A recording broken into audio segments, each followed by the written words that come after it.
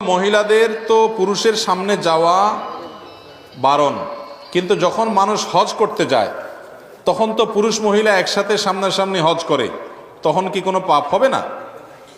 খুব গুরুত্বপূর্ণ প্রশ্ন। মহিলাদের পুরুষের সাথে পর্দার বিধান, আবার পুরুষদের জন্য চোখের পর্দা, দৃষ্টির পর্দা করার নির্দেশ আল্লাহ তাআলা দিয়েছেন।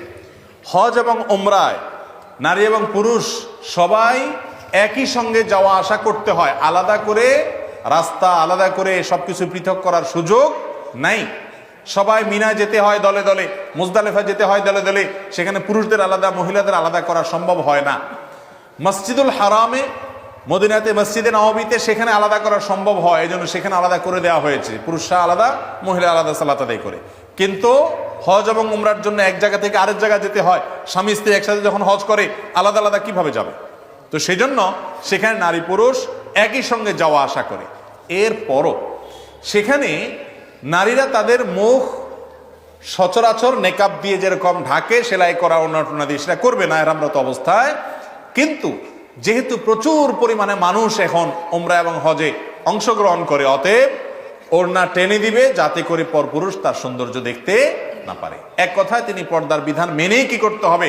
হজ এবং উমরা করতে হবে। অনেক মা বোন আছেন এই ভুলটা করেন, উমরা বা হজ করতে গিয়ে দেখা যায় তারা পর্দার বিধানটা মানেন না, অথচ ওখানেও পর্দার বিধান কি আছে? প্রযোজ্য আছে। আমাদের আয়েশা রাদিয়াল্লাহু তাআলা আনহা যখন হজ করেছেন, তিনি তার সম্পর্কে বলেছেন যে পুরুষ যখন কেউ আমার দৃষ্টির এরিয়াতে পড়ে আসে, সাথে সাথে আমি আমার সৌন্দর্যকে ঢেকে নেই, পর্দা করে ফেলি।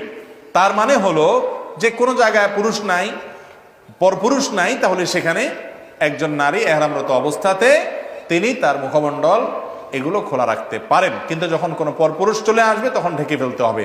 আর হজ উমরাতে বিশেষ করে যখন মিনাতে যায়, মুজদালিফা যায়, জামরাতে পাথর মারতে যায়, যাওয়া আসার পথে এই জায়গাগুলোতে আরাফাতে অবস্থানের সময়, ওই টাইমে এত লক্ষ লক্ষ মানুষ এখন তাকালেই চতুর্দিকে পরপুরুষ আর পরপুরুষ, সেজন্য সেই জায়গাতে তাদের সৌন্দর্য ঢাকবে এবং পর্দা করবে। তবে তার জন্য অনেক উলামা একরাম অনেকে বলেছেন যে ওড়না থাকবে, সেটাকে টেনে দিবে, মুখকে একদম বেঁধে ফেলবে না, কিন্তু পর্দা করার চেষ্টা হজ উমরাতেও থাকতে হবে। নারী পুরুষ একসাথে চলাফেরা করছে, যার যার মতো সে, নারী তার সৌন্দর্যকে ঢেকে ঢুকে চলছে, পুরুষ তার দৃষ্টিকে ঢেকে ঢুকে হেফাজত রেখে নিয়ন্ত্রণ করে চলছে। এভাবে পর্দা হতে পারে, কোনো অসুবিধা নেই।